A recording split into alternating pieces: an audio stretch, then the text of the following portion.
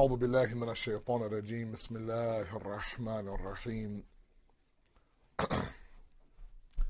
الحمد لله الذي لا يبلغ مدحته القائلون ولا يحصي نعماءه العادون ولا يؤدي حقه المجتحدون الذي لا يدركه بعد الحمم ولا يناله غوص الفطن ثم الصلاة والسلام على أشرف الأنبياء والمرسلين حبيب قلوبنا وطبيب نفوسنا وشفيع ذنوبنا سيدنا ومولانا أبي القاسم محمد اللهم صل على محمد وآل محمد وعجل فرجهم وأهل بيته الطيبين الطاهرين المعصومين المظلومين لا سيما بقية الله في الأرضين صاحب العصر والزمان خليفة الرحمن إمام الإنس والجان ولعن الله أعداهم أجمعين إلى يوم الدين أما بعد السلام عليكم ورحمة الله وبركاته. First of all, let me send my tabrik and my congratulations to all of you, to the Imam of our time, the Maraje, your respective families, on this beautiful occasion of the Wiladat ba Sa'adat of Syeda Fatima Zahra Salamullah alayha, Allahumma salli ala Muhammad wa ala Muhammad. And let me also mention how much of an honor it is for me to once again address the Imam Hassan Center there in Sydney. I wish I could be there with you in person, of course. Mainly because right now in Toronto, where I'm coming from you, it is minus 23 degrees Celsius, and the snow is up to my knees. And I just checked the weather app, and right now in Sydney, it's 23 degrees Celsius. So it's minus 23 here, it's plus 23 there, plus 28. Looks like a beautiful, beautiful week ahead of you guys. So it would be amazing if I was there with all of you. Not just for the weather, maybe for the weather, but also, of course, to meet all of you. Yeah, yes, of course, all of you. And anytime you want to call me during your summers, that would be great. Hashtag nervous laugh. Inshallah, one day, someday, I'll be in your presence down under, and we can go, chase or be chased by the kangaroos, inshallah. I wanted to discuss a couple of very important points tonight with all of you and use this example of this amazing woman and her 18 years of life as a building block, as a base. These 2 months, and I've been up and down these 2 months of Jamadi al-Awwal and Jamadi al-Akhir, which are really dedicated to Syeda Fatima. Of course, in the beginning of, or the midpoint of last month, there was this first date of her Fatimiyya. Earlier this month, we had a second date of Fatimiyya, and now we end off these 2 months with her birth and her wiladat.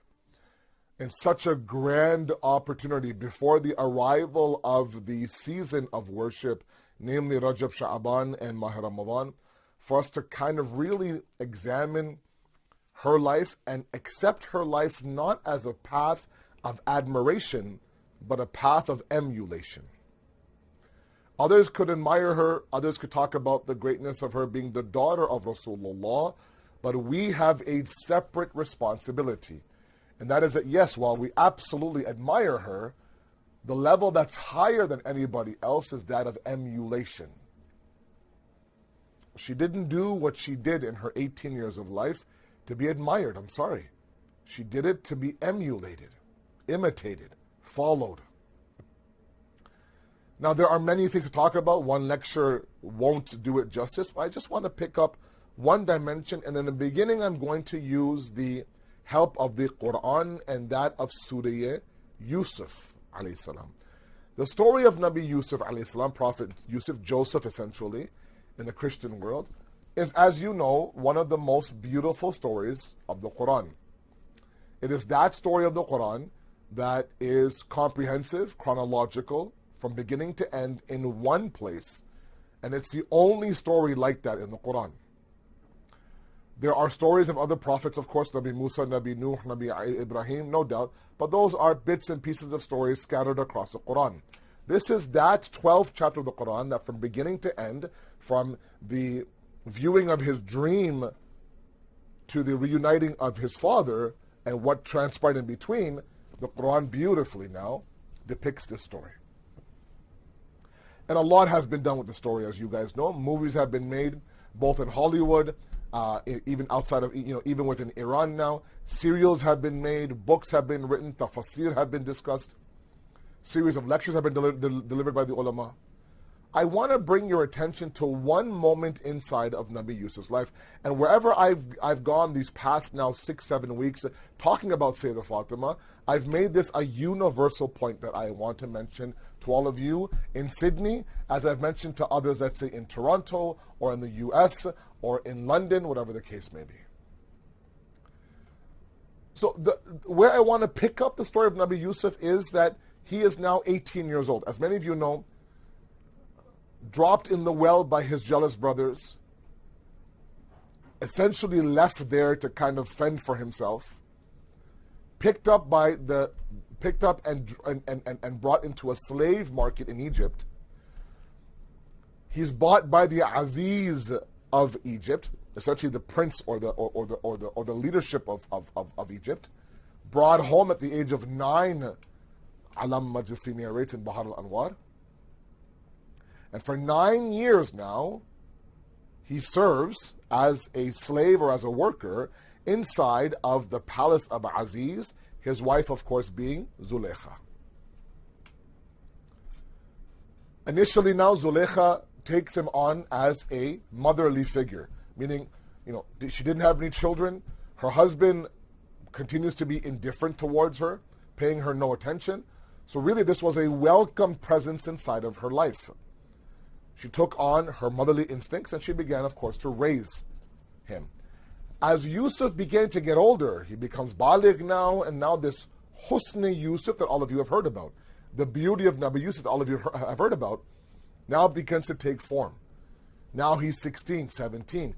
And in this moment in the story, verse number 24 of Surah Yusuf, he's 18 years old, the peak of his youth.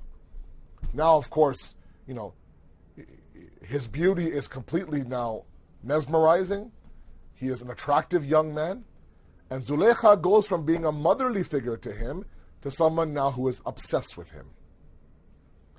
And because she has an indifferent husband, of course, she begins now to kind of change the way she looks at Yusuf. Until one day now she plots this plan and this ploy of hers that her husband is out for the whole day. She sends all of her servants home or away out of the palace, closes all the doors, bolts them from inside, locks them from the inside, and summons Yusuf to the room. Okay? And this is where this verse picks it up now. So Zulekha, now an attractive woman, a powerful woman, a woman of intrigue, of course, and this 18-year-old Javan youth Shabab of Nabi Yusuf.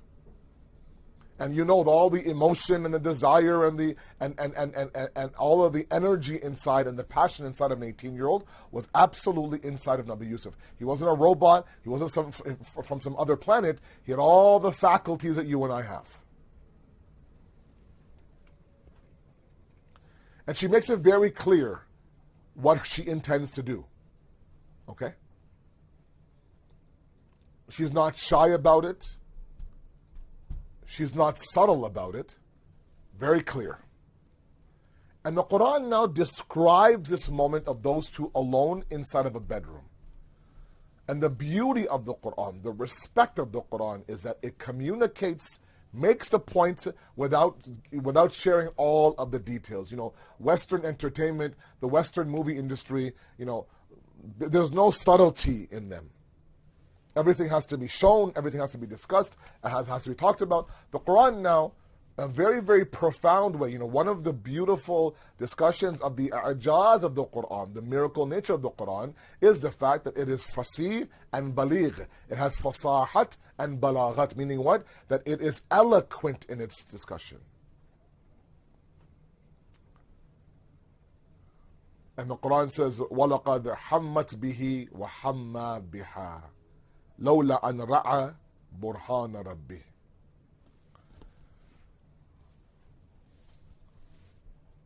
That she now begins to advance towards him, or she now begins to make a move towards him, or she now intends to move towards him, and he equally would have moved towards her had he not seen the dalil or the proof or the existence of his Lord inside of him. Okay? So a couple of things here, guys. Now follow me very carefully. I won't go too long. 35, max 40 minutes, I promise you. And then you're free of this face. The Quran does not shy away from the fact that Nabi Yusuf now could have, if he wanted to now, could have indulged in that sin. Okay? Nobody was around. Not one person was in the palace. The doors were locked. There's no cameras back then. And for sure, he would have kept it a secret. For sure, she would have kept the secret out of sheer shame that you're chasing around a boy now who's half your age. So there's no reason for Yusuf to for a moment think that, you know what, I will get caught. So the Quran says that, he had, hammat in here, وَلَقَدْ hammat bihi, she now, had an intention towards him, وَحَمَّا biha, and he had an intention towards her as well. This lola inside the opening discussion of the verse, this lola is very, very important. The lola means had it not been for the burhan of his Rabb, and I'll explain what that means in a moment. Had it not been for that, the situation, the story would have changed. When he realizes that, things are advancing now, that now she is now, essentially lunging towards him, he runs towards the exit. Everything is bolted. He tries to, of course, unlock the door, fiddles around with it, is not quite able to unlock, and as many of you know, of course, she grabs him, tries to pull him back inside. He leaves, having his shirt ripped from the back. And the story goes on. Okay? What's interesting to note is that during that time, Alama Majlisi in Bihar al-Anwar narrates that Yusuf looked around the room and he saw idols. Some say one, some say many. All of them were covered. There was a sheet put over them. And when he asked Zulaykha who did this, she said, I did this. He said, why would you do this? Why would you cover your idols? She said, I don't want them to see me in my moment of shame. I'm embarrassed to be in front of them. And right away, of course, that triggers him to think to himself that these idols that can't see anything, hear anything, they have no intellect, no rationale, no logic of themselves. They're not alive. They're not breathing. They're not functional. You're worried about what they will think of you, but this Allah subhanahu wa ta'ala, who is Hay, who's alive, who's Alim, who is knowing, who's Hadir, who's Nadir, all these things, who's present, who's watching, we're not concerned about him. And that's when that spark happens. And he gets himself out of that situation.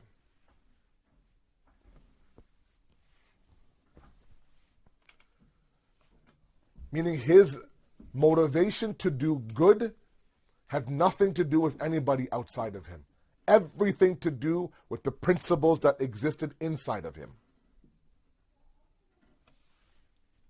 Okay? Now, the Quran describes this quite beautifully and mentions this because an overall principle of tawheed, of the belief of the oneness of Allah subhanahu wa ta'ala, is not that this is a verbal proclamation. We're not talking about La ilaha illallah as a verbal. Yes, it's a beautiful statement. It's a beautiful dhikr, reminder, of course, absolutely. But it is a conscious decision to live a certain lifestyle. Remember that. Tawheed is a verb, not a noun. Okay? You're tawheeding, for lack of a better word. There's an ing at the end. Okay? That denotes action. When Allah subhanahu wa ta'ala now tells us, Ya ayyuha alladhina amanu, istajibu lillahi wa lirasuli idha da'akum lima yuhyikum. O you who believe, answer the call of Allah and the Prophet when they invite you, idha da'akum. Towards what? Lima yuhyikum. Towards that will give you a constant source of life. Hayat. So we know that the life that Allah subhanahu wa ta'ala is inviting us towards is a conscious decision for us to say labbaik to Allah, then live that life accordingly. Which means the belief in the oneness of Allah subhanahu wa ta'ala is not only an act of worship, it becomes an act of preservation of the faith. Understand, what was Yusuf's weapon at that moment? What was his shield? What was his protection? What was it that he was able now to ward off the advances of Zulaykha at that age of 18 years old? Was his sense of Tawheed. Was his sense of the oneness of Allah. Was Burhan Rab. Burhan, another word that you could use is Dalil, is proof, Hujjat. But Burhan has a deeper meaning to it. It's a deeper understanding of a reality. Where your intellect, your rationale, your logic, your reason, everything together comprehensively now believes in Allah subhanahu wa ta'ala to the point where it literally picks you up and takes you out of a very sticky and a satanic situation. Yusuf was in a very difficult situation. In fact, it was that situation that landed him in jail. When he eventually gets out of the palace, they're waiting for him, shirtless now. He was shirtless, was the Aziz, the husband of Zulaykha. And that's, of course, where he moves from a slave to an inmate. And the next chapter of his life begins. And that has a whole different discussion altogether. So he'll manage the idea of him being an inmate, but he can't manage the idea of him what? Performing sin.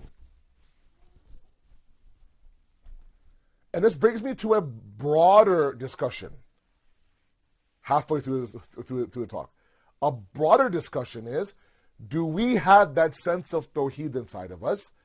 Do we have that sense of Allah subhanahu wa ta'ala inside of us, such that it follows me everywhere I go? Not just during a wiladat program, not just at the time of salah, not just in the month of Ramadan, not just in Mecca and Medina towards Hajj, but when I'm surrounded by shaitan, surrounded by satanic thoughts and satanic individuals, is that Tawheed my shield or not? One thing I've learned a little bit too late in my life, everything revolves around God. I ask my young guys there in Sydney, I ask you, a lot of you sometimes ask me, not in Sydney, but everywhere else, where should we start? What do we do? What do we need to work on? How do I get this? Or they ask me, why this? Why socks for people who wear hijab? Why 2 rakats of Fajr, for example? Why 20% in Khums, for example? Why this? Why that? So many questions.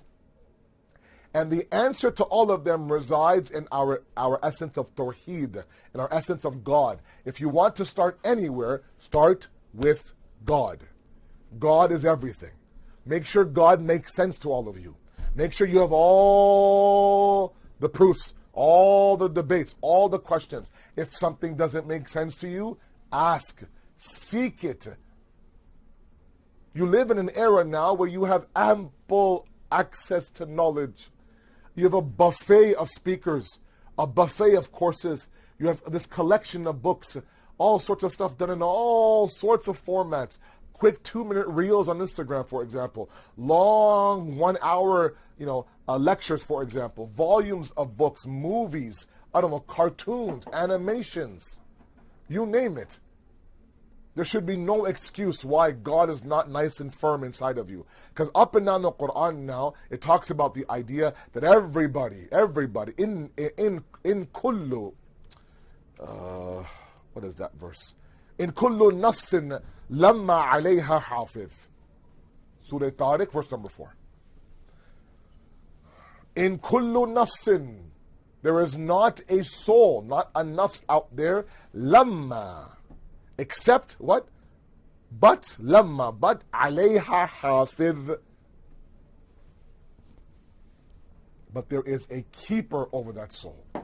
Hafiz, those of you who know a little bit of Farsi and Urdu, hifazat, hifazat kardan, hafiz shudan, hifz shudan. Or for example, in Urdu, we say, fulan cheez ne hifazat kar liya hamari. So and so thing, for example, defended me or protected me or whatever the case may be. Here the Quran is saying every soul has a hafiz over it. A keeper over it. That's not to talk about the fact that it's God, it's Imam Zamana, it's this. No. Whoever that hafiz is, whatever that hafiz is, there is a keeper for every single soul. The question I have for myself, that I have asked myself up and down these past 2 months, who is my keeper? Who is my hafiz? Because that keeper guides me, that keeper protects me, that keeper whispers to me, that keeper suggests to me, that keeper is huge for me. Everything I do is based on that hafiz. And in the case of Nabi Yusuf, it was what? It was his Lord that was his hafiz.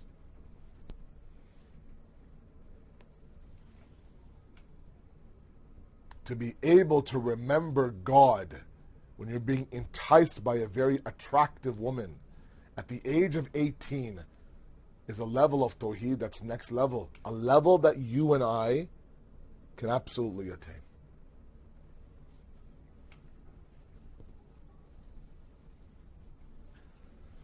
Because we are faced sometimes with our own Zulaykha every single day in various forms. My young guys out there, you guys are literally on the front line trying to uphold your religion, and every hour of the day it's hard. You guys are being bombarded, attacked, ambushed by so many different entities that are constantly in your face. And while Yusuf was up against one Zulaykha, you're up against several on a daily basis. You have to be able now to shore up your weapons. You are in a battle, man. I'm telling you, you're in a battle day in and day out. And you don't bring a sack of pebbles, right, to a war. You don't. You're not going to get very far. Your slingshot will only do so much damage. There's missiles coming at you.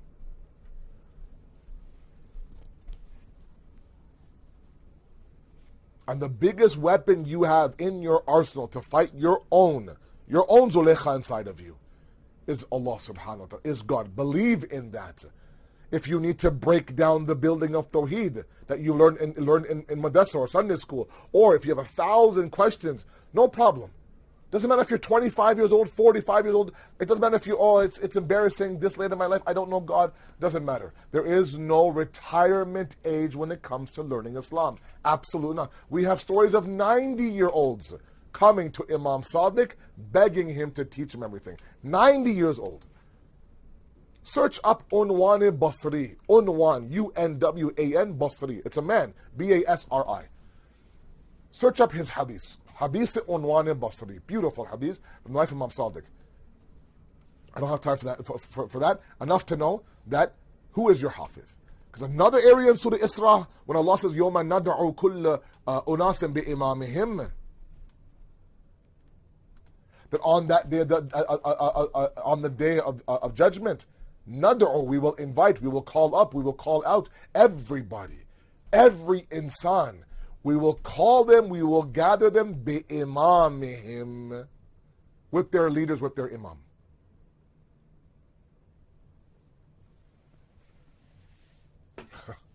Who is my imam? Is my imam Imam Zamana? Am I truly following his path? Do I really believe that on the day of judgment now there'll be 12 groups? Imam Ali, Imam Hassan, Imam Hussein, all the way down to Imam Zamana. And because I live in the ghaybat of the Imam, I actually am going to sit there with the Imam of our time. Yeah, okay, Asad, you're in that group. Do I have that much gall to think that I've reached that level where I will be raised on the day of judgment with Imam Mahdi? I hope for all of you that's the case. I know for me I have a lot of work to do. So right now I ask all of you a very difficult question. Who is your Imam? Don't tell me, oh, Imam Mahdi. I'm not talking about that. Who's calling the shots inside of you? Who is leading the show inside of you? Who's pulling on your strings? Who's guiding you towards this? Who's stopping you from doing that? What is it? What is the shield? What's the hafiz? Who's the hujjat? Where's the burhan? Who is it inside of you? Stop and ask yourself, is there a voice inside of me that stops me from doing sin? If so, where does that voice come from? From my faith. Absolutely. Is it a faint whisper? Is it a loud scream? Is the scream loud enough to drown out the Zulekha inside of you? Or is it a faint whisper that can be absolutely conquered with a couple of Zulekhas inside of me? Now, Zulekha, of course, here represents, this enticement of this world. Be it in the form of, men or women or, media or, pleasure or whatever the case may be. لولا أن رأى برهان ربي. Had it not been for that integrated, internal, strong dalil and proof of Allah, he would have indulged himself in sin.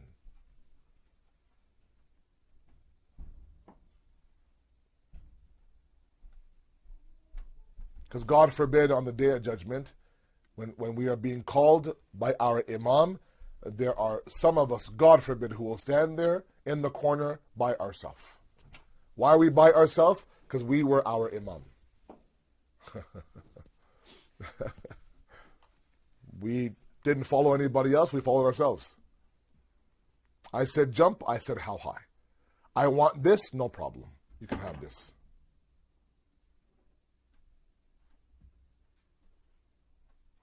And there's no shortage of leadership inside of Islam.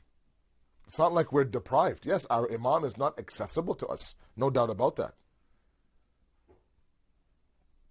But there's ample paths of leadership to keep us grounded before the Imam arrives.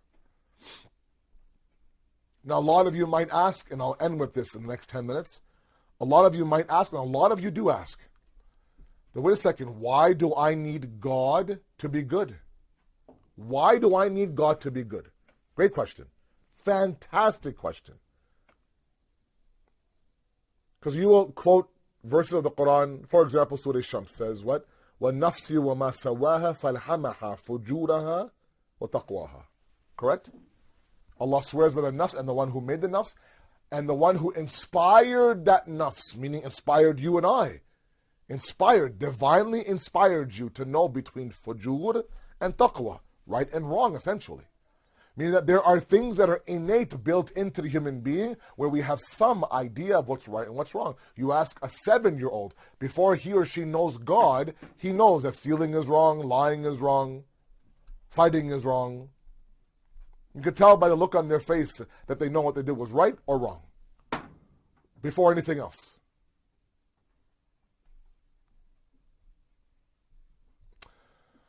So do I need God to be good? Now remember, the same Allah subhanahu wa ta'ala, and this is a very simple answer, the same Allah subhanahu wa ta'ala that inspired you and I to know right and wrong is the same Allah that is adamant about the fact that this human being cannot be left alone for his own devices or his own desires or his own path. There has to be constantly a hujjat, a proof, a link back to me, be it in the form of the prophets, be it in the form of the imams, be it in the form of the marajih, whatever the case may be. I can't leave this insan alone. So the same God that says, I've divinely inspired you to know right and wrong, is the same God that says, look, that's not enough. I need to place a physical example amongst them. Which tells me that no matter how much I resort back to my innate nature, which we call the fitrat, it's not enough. My intellect is limited. My sense of good and bad is limited. Also, the idea that I'm assuming because I know it's good, I'll act on it. There's plenty of things that we know are bad. I know it's bad to backbite. I know it's bad to be, to gamble. I know it's bad, let's say, for example, to drink. I know it's bad to listen to music. I can't stop myself. So knowing what's right and what's wrong isn't enough. The foundation has to be laid from God. And now He's shown you that. Inna hadaynahu sabil. Imma shakira wa imma kafura. I've shown you the path. I've given you all the pillars. I made the base for you. It's a matter of you now building the building on top of that base. It's up to you. But don't tell me that I left you alone. 124,000 prophets, 12 perfect imams, right? Your parents, your ulama, the Quran, your teachers, the marajid, the mustahideen, the hawza, you name it. All sorts of levels of guidance for you right now in this world. For me as well. Who is our imam, guys? Who's calling the shots right now inside of me? Who is it that's making my decisions for me? Who is causing that red line of sin? You know, we have this self-imposed red line. There are some sins that, once in a while, a little bit of hip-hop. Once in a while, a little bit of gossip. Once in a while, a little bit of backbiting, fine. But casinos, alcohol, come on, say it. I'm not that bad, bro. I don't cross that line. What line are we talking about? A line that you self-imposed? So backbiting is okay, but alcohol is not? Who made that distinction? You did? Fine. Who made that decision inside of you? Who is it that is causing that red line? We have to examine that tonight. Because Yusuf's tawheed became Yusuf's shield. I don't know how many of us understand that tawheed and the awareness of Allah subhanahu wa ta'ala can absolutely protect you. A lot of you ask me, I don't understand. How do I fight my desires? How do I remove myself from this dunya? How do I do all this stuff? I'm 17, I'm 21, I'm 22. I'm at the peak of my youth. I'm surrounded by easily accessible sin. What do? Not have a phone, not have technology, close my eyes when I'm walking down the street in Sydney. What do? Do I just kind of live in my basement? No, of course not. We have to live amongst the people. But there are tools, there are avenues Allah subhanahu wa ta'ala has guided us towards, and one of them is that make sure I make sense to you, meaning God makes sense to you. I ask you, my young guys, please, update your sense of tawheed. Right? When your phone sits there and prompts you to update your iOS or update, let's say, for example, your operating system, you do it in a heartbeat. Otherwise, your apps won't work. Your apps won't work. When's the last time we updated our tawheed? Right? If your only introduction to God is grade 7 Sunday school on Sundays with some volunteer teacher, some uncle from the community, God bless them for all everything they do, then that isn't going to be enough. The enemy is too powerful, like I said, to be affected by your slingshot, which is Modessa. That's a good start. It's giving you a little bit of a sense of, okay, there is a God out there. You need to build on that. That becomes your shield. That becomes your hafiz. That becomes your imam. That becomes your burhan. And that becomes your shield and your protection against your Zulekha or your Zulekhas, because there's so many of them. If you truly want to. There are some people who simply don't want to live their life in their youth, say sorry later. Go to a couple of hajjs, go a couple of arba'in walks, ask Allah for forgiveness, pray for your death. Meanwhile, you've had the first 25, 30 years of your life has all been fun. 31, 32, so on, 40, 45, 50. Now I can go turn back. Astaghfirullah Rabbi wa atubu ilayh. Let's not play that game. Let's not play that game. If it's one thing that Sayyidah Fatima time and time again did after Saqifa, after Ghadir, was that she reminded them who your imam should be, who is your leader, who is your guide. My husband is your guide. Door to door to door. Were you not in Ghadir? Yes. Why are you accepting what's happening in Saqifa right now? Why are you quiet right now? You placed your hand in the hand of my husband. You gave bay'at and allegiance to Ali and Ghadir. Where's all that allegiance right now? If you leave the path of Ali, you are bound for destruction. And many have argued the state of the Muslim Ummah today, the fact that these two holy lands of ours, Mecca and Medina, is in the hands of someone like that family, that kingdom, which has nothing to do with Islam. They're too busy planning concerts in Riyadh. Those are the custodians of Mecca and Medina. Can you imagine? And that's the result of what happens when you steer away from Imam Ali and the Ahlul Bayt. And Sayyidah Fatima didn't want that for the ummah.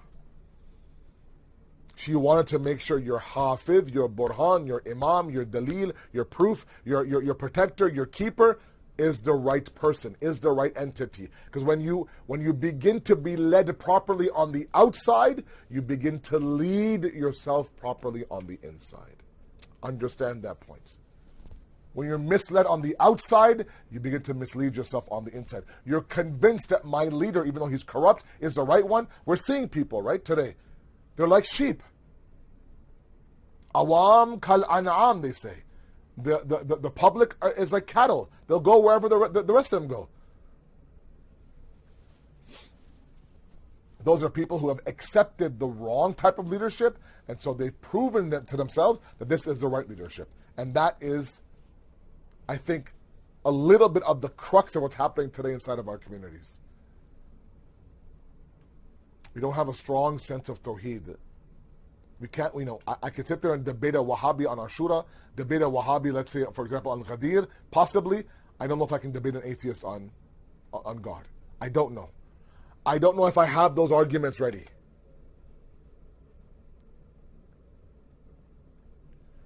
And that becomes a problem. So my brothers and my sisters, may Allah bless each and every one of you. I know a lot of you are fighting the fight, trying to uphold your faith. God sees your fight. He sees your battle. I pray that, you're granted success in this world, inshallah. Stop and think about these things that I'm telling you. And I speak to myself up here. I really want to be able to,